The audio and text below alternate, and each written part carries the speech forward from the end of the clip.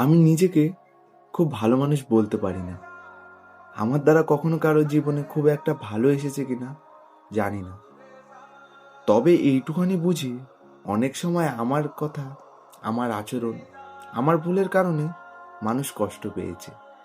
ভালোটা ঢাকা পড়ে গেছে খারাপের নিচে।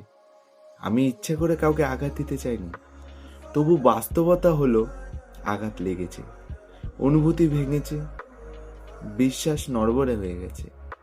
হয়তো তখনও বুঝিনি, হয়তো পরিস্থিতির চাপে পড়ে নিজের ভেতরটা সামলাতে পারিনি। আমি নিখুঁত নই, আমিও ভুল করি, আর সেই ভুলের ভার নিয়ে প্রতিদিন বাঁচি। এই অনুশোচনাটাই আমার সবচেয়ে বড় প্রমাণ আমি পুরোপুরি খারাপ নই, আমি শুধু অসম্পূর্ণ একজন মানুষ। যদি কখনো আমার কারণে কারো মনে কষ্ট জমে থাকে, কারো চোখে নীরব অভিমান লুকিয়ে থাকে, তাহলে এই কথাগুলোই আমার নীরব ক্ষমা চাওয়া।